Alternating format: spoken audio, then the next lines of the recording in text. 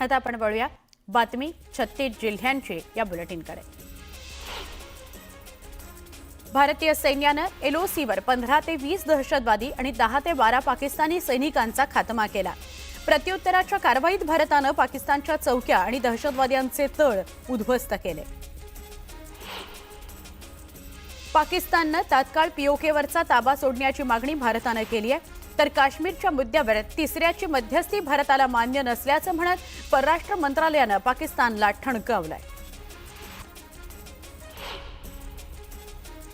पुन्हा भारतात दहशतवादी हल्ला केल्यास पाकिस्तानचा फक्त विनाशच नाही तर महाविनाश होईल असा इशाराच पंतप्रधान नरेंद्र मोदींनी पाकिस्तानला दिला। आमच्या बहिणी आणि मुलींचा कुंकू पुसणाऱ्यांना घरात घुसून मारण्यात आलं असं म्हणत पंतप्रधान नरेंद्र मोदींनी सैन्याच्या कारवाईचं कौतुक केलं। जम्मू काश्मीरच्या शोपियामध्ये पहलगाम हल्ल्याचा मास्टरमाइंड मुसाच्या 3 साथीदारांचा खात्मा झालाय। शाहिद अहमद कुट्टेही मारला गेल्याची माहिती समोर येते।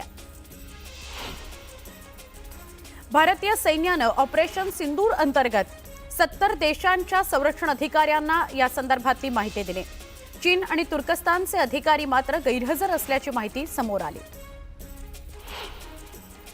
भारताने केलेल्या ऑपरेशन सिंदूरच्या माध्यमातून पाकिस्तानचा दहशतवादी मसूद अझहरच्या कुटुंबातील 14 सदस्य मारले गेले। या सगळ्यांच्या कुटुंबियांना प्रत्येकी 1 कोटी याप्रमाणे 14 कोटी रुपये देण्याची तयारी पाकिस्तान सरकारने केली आहे। यासाठी पंतप्रधान शहबाज शरीफ यांनी विशेष शुहाद पॅकेजची घोषणा केली। देशातील सद्यस्थितीवर चर्चा करण्याकरता काँग्रेसचे वरिष्ठ नेते आणि कार्यकारिणी सदस्य उद्या दुपारी 4:30 वाजता बैठक घेणार आहेत। काँग्रेस अध्यक्ष मल्लिकार्जुन खरगे बैठकीचं अध्यक्षस्थान भूषवतील। राहुल गांधी देखील बैठकीला उपस्थित राहणार आहेत। अंमळनेर तालुक्यामध्ये काँग्रेस आणि राष्ट्रवादी काँग्रेस शरद पवार पक्षाला मोठा धक्का बसलाय। काँग्रेसचे ज्येष्ठ नेते डॉक्टर अनिल शिंदे आणि राष्ट्रवादी काँग्रेस शरदचंद्र पवार पक्षाचे नेते श्याम पाटील यांनी भाजपमध्ये प्रवेश केला। शिवेंद्रराजे भोसले यांच्या निवासस्थानी प्रहार संघटनेकडून रक्तदान आंदोलन करण्यात आलं। कर्जमाफीच्या मुद्द्यावर हे आंदोलन करण्यात आलं। एक महत्त्वाची बातमी आहे, पावसासंदर्भातली बातमी आहे। मॉन्सूनचं मंगळवारी अंदमानामध्ये आगमन झालेलं आहे। दक्षिण बंगालचा उपसागर, निकोबार बेट आणि अंदमान समुद्रात मॉन्सून दाखल झाल्याचं हवामान विभागाने जाहीर केलेलं आहे। अंदमानात दाखल झाल्यानंतर पुढील प्रवास वेगाने झालाय आणि मॉन्सून यंदा 27 मे पर्यंतच केरळमध्ये दाखल होण्याचे संकेत मिळत आहेत। निकोबार बेटांवर गेल्या 24 तासांमध्ये मध्यम ते जोरदार पाऊस कोसळतो आहे। यातच पुढील 2 दिवस हा पाऊस सुरूच राहण्याचा अंदाज आहे। दक्षिण बंगालचा उपसागर, अंदमान समुद्र आणि निकोबार बेटांवर पश्चिमेकडून वाहणाऱ्या वाऱ्याचे प्रवाह वाढलेले आहेत। वाऱ्याच्या प्रवाहाचा वेग वाढलेला आहे।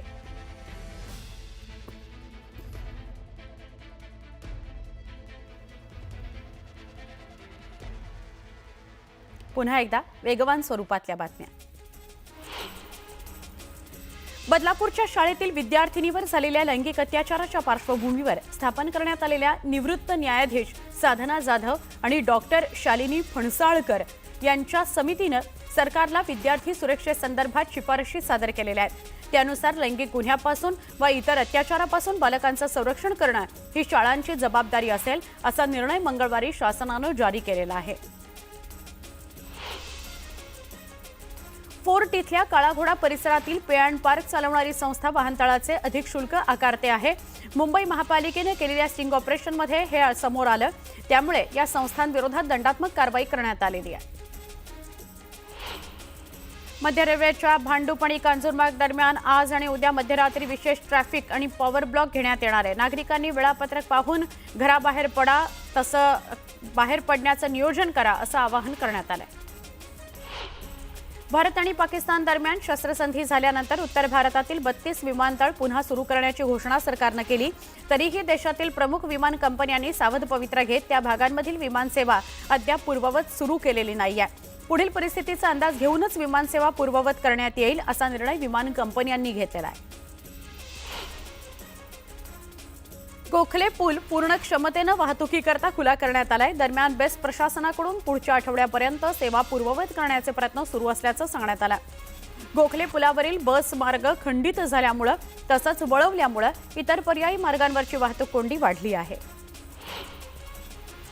भारत सरकारनं आयुर्वेदाच्या प्राचीन परंपरेला मान्यता देत 23 सप्टेंबर हा दिवस दरवर्षी आयुर्वेद दिवस म्हणून साजरा करण्याची अधिकृत घोषणा केली आहे. या निर्णयामुळे आयुर्वेद चिकित्सा पद्धतीला राष्ट्रीय आणि आंतरराष्ट्रीय पातळीवर अधिक महत्त्व मिळेल असा विश्वास व्यक्त केला जातोय. लातूर जिल्ह्यात सलग तिसऱ्या दिवशीही वादळी वाऱ्यासह अवकाळी पावसानं हजेरी लावली. उदगीर तालुक्यातील शिरोळ, जाणापूर, मल्लापूर, चांदेगाव, नागलगाव या परिसरामध्ये वादळी वाऱ्यासह तुफान पाऊस झाला. पावसामुळे शेतीचं नुकसान झालं. हिंगोलीमध्ये एका अज्ञात व्यक्तीनं एसटी बसवर दगडफेक केली. संबंधित अज्ञात व्यक्तीनं बसमधील वाहक आणि प्रवाशांना देखील मारहाण केली.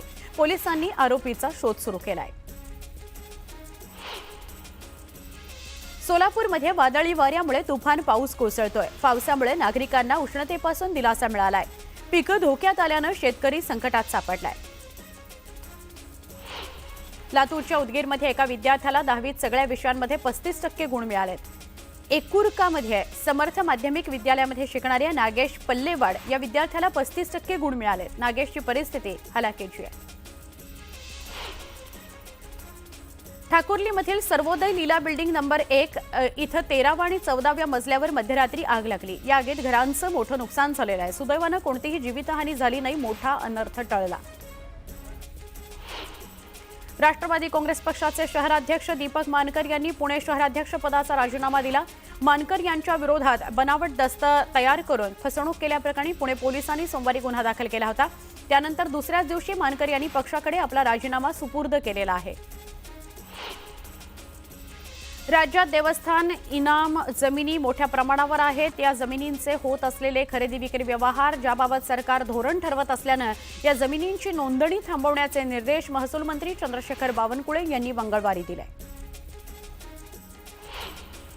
राज्यात मेच्या सुरुवातीपासूनच ढगाळ वातावरणासह ठिकठिकाणी पाऊस पडतो आहे. बुधवारी विदर्भातील बुलडाणा, चंद्रपूर आणि यवतमाळ जिल्ह्यांमध्ये मेघगर्जना, विजांचा कडकडाट आणि ताशी 50 ते 60 किलोमीटर वेगानं वादळी वाऱ्यासह हलका ते मध्यम स्वरूपाचा पाऊस पडण्याची शक्यता आहे. या जिल्ह्यांना हवामानशास्त्र विभागानं ऑरेंज अलर्ट दिला आहे. 10वीच्या परीक्षेत मुंबई महापालिकेच्या 89 शाळांचा 100% निकाल लागलेला आहे. तर 118 विद्यार्थ्यांना 90%हून अधिक गुण मिळाले आहेत.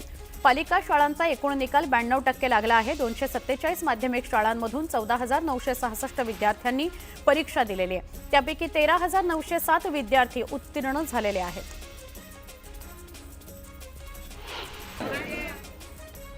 दहावीच्या निकालात तब्बल 211 विद्यार्थ्यांना पैकीच्या पैकी म्हणजे 100% गुण मिळाले. गेल्या वर्षीच्या तुलनेमध्ये 100% गुण मिळवणाऱ्या विद्यार्थ्यांची संख्या यंदा वाढली आहे. यंदा 100% गुण मिळवणारे 113 असे सर्वाधिक विद्यार्थी लातूर विभागात आहेत. तर राज्यातील 81,809 विद्यार्थ्यांना 90%पेक्षा अधिक गुण मिळाले आहेत. मुंबईतून 90% आणि त्याहून अधिक गुण मिळवणाऱ्या विद्यार्थ्यांची संख्याही गेल्या वर्षीच्या तुलनेमध्ये साधारणतः 4,500 वाढली आहे. त्यामुळे यंदा नामांकित कॉलेजेसच्या 11वीचा कट ऑफ वाढून प्रवेशाकरता तगड्या स्पर्धेला विद्यार्थ्यांना तोंड द्यावं लागणार आहे. पुणे महानगर परिवहन महामंडळानं तिकीट दरवाढ करण्याचा निर्णय मंगळवारी संचालक मंडळाच्या बैठकीत घेतला आहे. तिकीट जवळपास दुपटीनं वाढल्यानं प्रवास महागणार असला तरी 2 किलोमीटरच्या टप्प्याऐवजी 5 किलोमीटरचा टप्पा असणार आहे. पीएमपीच्या संचलनातील तोटी दरवर्षी जात असून गेल्या वर्षी तब्बल 766 कोटी रुपयांचा तोटा झालेला होता. पीएमपीनं गेल्या 11 वर्षांमध्ये तिकीट दरवाढ केलेलीच नाहीये. पुणे जिल्हा दूध संघ म्हणजेच कात्रज डेअरीनं दूध विक्री दरात 2 रुपयांनी वाढ केली आहे. त्यामुळे कात्रज दूध ग्राहकांना फटका बसणार आहे. राज्यातील बाजार समितीमध्ये 2,06,000 क्विंटलची आवक झाली. यामध्ये नाशिक जिल्ह्यात कांद्याची 1,32,000 क्विंटलची आवक झाली. उन्हाळ कांद्याला कमीत कमी 800 रुपयांपासून ते 1,150 रुपयांपर्यंत सरासरी दर मिळाला. आता आपण एक सविस्तर बातमी बघणार आहोत आणि महत्त्वाची बातमी आहे. भूषण गवई हे आज देशाचे 52वे सरन्यायाधीश म्हणून शपथ घेत आहेत. विद्यमान सरन्यायाधीश संजीव खन्ना यांनी त्यांच्या नावाची शिफारस केलेली आहे. संजीव खन्ना यांच्यानंतर न्यायमूर्ती गवई हे सर्वाधिक वरिष्ठ न्यायमूर्ती आहेत.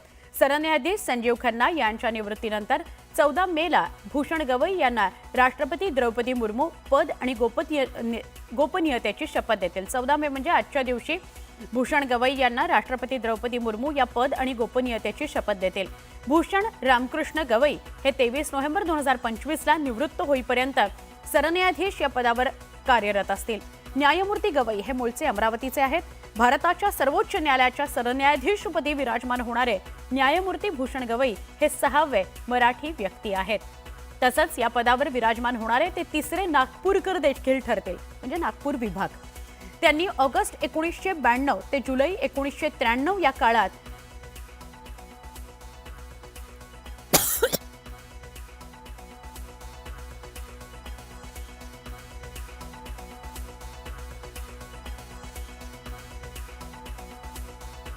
क्षमा करा, आपण भूषण गवईंविषयी बोलतोय। भूषण गवई यांनी ऑगस्ट 1992 ते जुलै 1993 या काळात मुंबई उच्च न्यायालयाच्या नागपूर खंडपीठामध्ये असिस्टंट गव्हर्नमेंट प्लीडर आणि ॲडिशनल पब्लिक प्रॉसिक्युटर या पदांवर काम केलेलं आहे।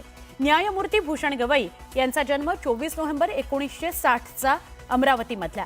केरळ आणि बिहारचे माजी राज्यपाल तसंच रिपब्लिकन पक्षाचे ज्येष्ठ नेते रासू गवई यांचा तो मुलगा, म्हणजेच यांचे ते सुपुत्र आहेत। 17 जानेवारी 2000 पासून त्यांनी सरकारी वकील म्हणून काम पाहिलं। 14 नोव्हेंबर 2003 रोजी न्यायमूर्ती गवई यांची मुंबई उच्च न्यायालयाच्या अतिरिक्त न्यायाधीशपदी नेमणूक करण्यात आली। 24 मे 2019 ला त्यांना सर्वोच्च न्यायालयाचे न्यायाधीश म्हणून पदोन्नती मिळाली। सर्वोच्च न्यायालयाचे न्यायाधीश असताना अनेक ऐतिहासिक निकालांच्या खंडपीठात त्यांचा सहभाग होता। माझे वडील श्री दादासाहेब गवई यांनी डॉक्टर बाबासाहेब आंबेडकरांच्या समाजसेवेचं हे कार्य पुढे नेलेलं आहे। त्याला साथ माझ्या आई कमलताई गवईंनी सुद्धा दिलेली आहे आणि हेच बाबासाहेबांचं कार्य, दादासाहेबांचं कार्य आता दुसरी पिढी पुढे नेणार आहे। जेव्हा तो वकील होता तेव्हा त्याला जेव्हा ऑफर आली होती न्यायाधीशाची, तेव्हा दोघं आपल्याकडमध्ये चर्चा झाली की वकिली करावी की जज हे ऑफर स्वीकारायची। परंतु दोघं आपल्याकडे जेव्हा चर्चा केली तेव्हा निष्पन्न असं निघालं की वकिली केली तर पैसा खूप कमावला जाईल, पैसा खूप मिळेल, परंतु जर जज झाला तर देशाला न्याय देता येईल आणि म्हणून दोघांनी चर्चा करून जज झालं पाहिजे आणि लोकांना न्याय दिला पाहिजे हे ठरवलं। आता आपण वेगवान स्वरूपातल्या घडामोडींकडे वळतोय। रायगड जिल्ह्यातल्या सुधागड तालुक्यातील परळी गावामध्ये एका तरुणाची हत्या करण्यात आली। त्यानंतर प्रियकरानंही गळफास घेऊन आत्महत्या केलेली आहे। तरुणीची हत्या झालेली आहे, प्रियकरानं गळफास घेऊन आत्महत्या केलेली आहे। या प्रकरणी पोलिसांकडून अधिक तपास सुरू आहे। ताडोबा अंधारी व्याघ्र प्रकल्पाच्या कॉर आणि बफर झोनमध्ये 11 वनपरिक्षेत्रामध्ये बुद्ध पौर्णिमेच्या रात्री वन्य प्राण्यांची गणना करण्यात आली। या वन्य प्राणी प्रगणनेमध्ये 56 वाघ, 7 बछडे, 12 बिबट, 1 तडस आणि 93 अस्वल आढळून आलेली आहेत। दोन्ही क्षेत्रात 5502 म्हणजे 5502 वन्य प्राण्यांची नोंद घेण्यात आलेली आहे। राज्यातील बाजार समित्यांमध्ये गहू विक्रीला चांगला प्रतिसाद मिळालेला आहे। विशेषतः शरबती गहू पुणे आणि कल्याणमध्ये विक्रमी दरानं विकला गेलाय। राज्यात गव्हाची 20,813 क्विंटल आवक झाली। त्याला सर्वसाधारण दर हा 2,760 रुपये प्रति क्विंटल इतका मिळाला। शिर्डी साईबाबा संस्थान समितीनं सुधारित देणगी धोरणास मान्यता दिली आहे। यानुसार देणगीदार भक्तांना प्रत्येक देणगी श्रेणीनुसार दर्शन, आरती, पास, पूजा यांचा लाभ मिळणार आहे। व्हीव्हीआयपी दर्शनाबरोबरच वस्त्र अर्पण करण्याच्या संधी देखील मिळणार आहेत। संस्थानचे सीईओ गोरक्ष गाडीलकर यांनी ही माहिती दिली।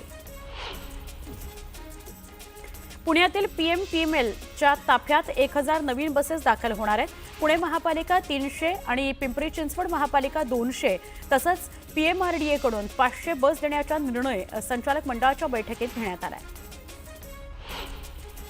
पुणे रेल्वे प्रशासनानं 2.5 महिन्यांमध्ये केलेल्या विशेष तपासणी मोहिमेमध्ये 88,325 जणांना विनातिकीट प्रवास करताना पकडलंय. त्यांच्याकडून 4,60,00,000 रुपयांचा दंड वसूल करण्यात आलाय. यावरून रेल्वेनं विनातिकीट प्रवास करणाऱ्यांची संख्या लक्षणीय असल्याचं स्पष्ट केलेलं आहे. भारत पाकिस्तान या दोन देशात निर्माण झालेल्या युद्धजन्य परिस्थितीमुळे पुणे विमानतळावरील काही उड्डाणं रद्द करण्यात आली आहेत. त्यामुळे प्रवाशांना अनेक अडचणींचा सामना करावा लागत होता. परंतु आता दोन्ही देशातील परिस्थिती निवळल्यानं विस्कळीत हवाई वाहतूक पूर्णपणे सुरळीत झालेली आहे. ऑपरेशन सिंदूर नंतर मुंबई पोलीस अधिक सतर्क झालेले आहेत. मुंबई पोलिसांनी महत्त्वाच्या ठिकाणच्या बंदोबस्तात याआधीच वाढ केलेली आहे. खबरदारीचा उपाय म्हणून मुंबईमध्ये फटाके आणि रॉकेट उडवण्याला बंदीचे आदेश जारी केले गेले आहेत. डोंबिवलीमध्ये गेल्या 2-3 दिवसात झालेल्या अवकाळी पावसाचा फटका महावितरण यंत्रणेला बसला. या वादळामुळे 241 विजेचे खांब तसंच वीजवाहिन्या जमीनदोस्त होऊन जवळपास 92 लाखांच्या मालमत्तेचं नुकसान झालं. या परिस्थितीमध्येही महावितरणकडून दुरुस्तीचं काम करून वीजपुरवठा सुरळीत करण्यात आला. मुंबईमध्ये आज तिरंगा यात्रा काढण्यात येणार आहे. या तिरंगा यात्रेपूर्वी मुंबईतल्या CSMT स्थानकाला तिरंगा रंगांमध्ये रोषणाई करण्यात आली. नागपूरमध्ये प्रशासनानं 2 अल्पवयीन मुलींचे बालविवाह रोखले. जिल्ह्याच्या कामठी या भागात एकाच कुटुंबातील 2 अल्पवयीन मुलींचे विवाह प्रशासनानं रोखले. या मुलींना बालसुधारगृहामध्ये दाखल करण्यात आलेलं आहे. जळगाव जिल्ह्यातील आसोदा भादली रस्त्यावर अज्ञात वाहनानं हरणाला धडक दिली. पाणी पिण्याकरता शेतातील पाणवठ्यावर जात असताना या हरणाला वाहनानं धडक दिली. अहिल्यानगर जिल्ह्यातील MIDC परिसरामध्ये चालणाऱ्या 2 जुगार अड्ड्यांवर स्थानिक गुन्हे शाखेनं छापा टाकला. 17 जणांना अटक केली. त्यांच्याकडून 2,27,930 रुपयांचा मुद्देमाल जप्त करण्यात आला. 3.5 शक्तिपीठांपैकी एक असलेल्या कोल्हापूरच्या अंबाबाई आणि ज्योतिबा मंदिरामध्ये आजपासून ड्रेस कोड लागू करण्यात आलाय. तोकडे कपडे घालून भाविकांना मंदिरात दर्शनाकरता येऊ नये. पारंपरिक किंवा पूर्ण अंग झाकलेले कपडे घालावेत असं आवाहन पश्चिम महाराष्ट्र देवस्थान समितीकडून करण्यात आले. कृष्णा नदीच्या संवर्धनाकरता 4 राज्यातील सामाजिक कार्यकर्ते, जलतज्ञ आणि अभ्यासक एकत्रित आलेले आहेत. कृष्णा नदीच्या प्रदूषणमुक्तीकरता कृष्णा कुटुंब या उपक्रमांतर्गत कृष्णा जलयात्रा सुरू करण्यात आली. नाशिकमध्ये पुढील 4 दिवस अवकाळी पाऊस कायम राहणार असल्याचा अंदाज हवामान विभागानं वर्तवलाय. गेल्या 3 ते 4 दिवसांपासून सुरू असलेल्या मुसळधार पावसामुळे या ठिकाणी जनजीवन विस्कळीत झालेलं आहे. या अवकाळी पावसामुळे शेतकऱ्यांचंही चांगलंच नुकसान झालेलं आहे. राज्यातील एकूण 8 वरिष्ठ पोलीस अधिकाऱ्यांच्या बदल्यांचे आदेश जारी करण्यात आलेत. वरिष्ठ IPS अधिकारी रवींद्र शिसवे यांची लोहमार्ग पोलीस आयुक्त पदावरून बदली करण्यात आली असून आता त्यांची नियुक्ती गुप्तवार्ता विभागाच्या सहायुक्तपदी करण्यात आलेली आहे. IPS शारदा निकम यांची अंमली पदार्थ विरोधी टास्क फोर्सच्या विशेष पोलीस महानिरीक्षकपदी बदली करण्यात आलेली आहे. मुंबई पश्चिम रेल्वेवरील बोरिवली विरार दरम्यान 2 नव्या रेल्वे मार्गिका आणि कल्याण कसारा दरम्यान 3ऱ्या मार्गिकेच्या कामाला गती येते. 29.32 हेक्टरवरील वनजमिनींवर झाडं तोडण्याकरता पर्यावरण विभागानं मंजुरी घेतलेली आहे. ही खासगी वनजमिनींवरील झाडं तोडल्यानंतर नव्या रेल्वे मार्गिका उभारणीला वेग येणार आहे. अंदमानमध्ये मान्सून दाखल झालेला आहे. अशातच बंगालच्या उपसागरात 23 ते 28 मे दरम्यान प्रचंड वेगानं चक्रीवादळ निर्माण होऊ शकतं.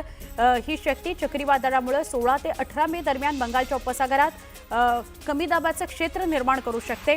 त्यामुळे हवामान विभागानं 16 मे पर्यंत कर्नाटकातील अनेक जिल्ह्यांसाठी येलो अलर्ट जारी केलेला आहे.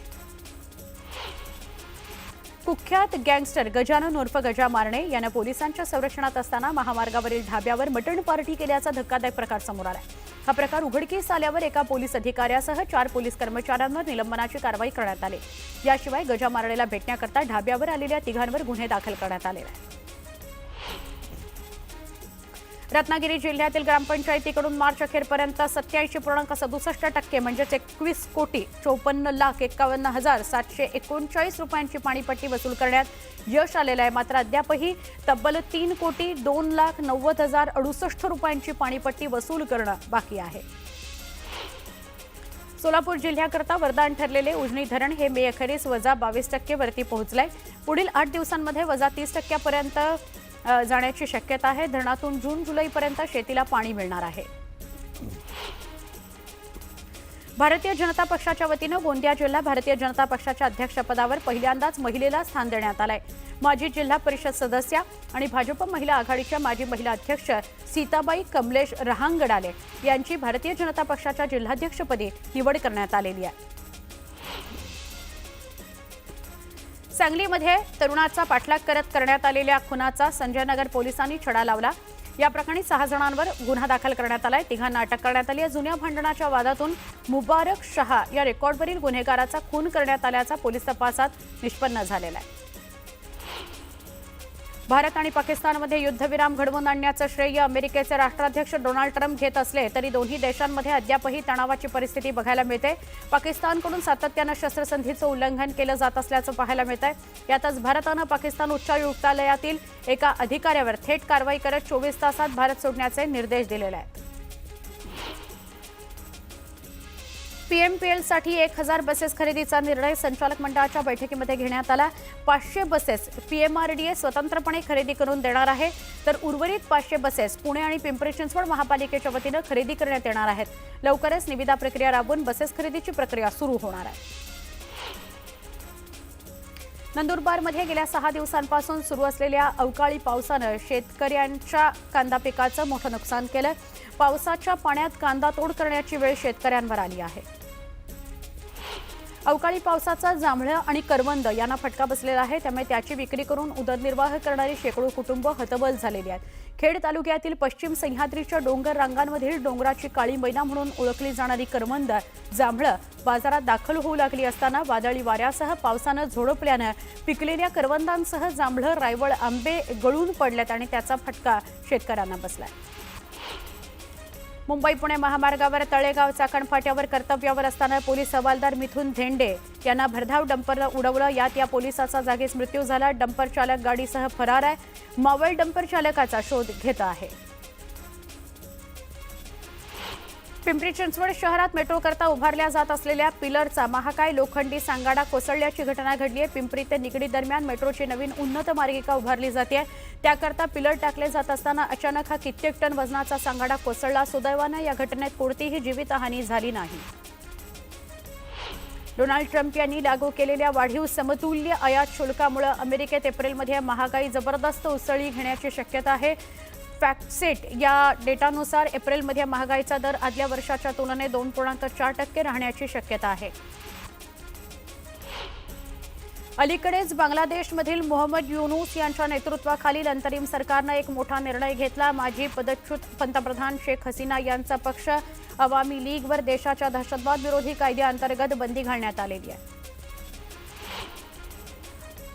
वाणिज्य आणि उद्योग मंत्री पियुष गोयल यांच्या नेतृत्वाखाली व्यापार करारावर अमेरिकेतील समकक्ष अधिकाऱ्यांशी 17 मे पासून वॉशिंग्टनमध्ये चर्चा केली जाणार आहे। या दौऱ्यात गोयल यांची अमेरिकन व्यापार प्रतिनिधी जेमिसन ग्रुयर आणि अमेरिकेचे वाणिज्य मंत्री हॉवर्ड लुटनिक यांच्याशी भेट होण्याची शक्यता आहे। अमेरिकी राष्ट्राध्यक्ष डोनाल्ड ट्रम्प यांनी लावलेल्या समतुल्य आयात शुल्काला उत्तर म्हणून भारतानेही अमेरिकेच्या आयात वस्तूंवर प्रतिशुल्क लावण्याचा निर्णय घेतला आहे। जागतिक व्यापार संघटनेला याबाबतची माहिती भारतानं दिली। अमेरिकेनं भारताचं पोलाद आणि ॲल्युमिनियम यांच्यावर लावलेल्या आयात शुल्काला उत्तर म्हणून भारतानं कारवाई केली आहे।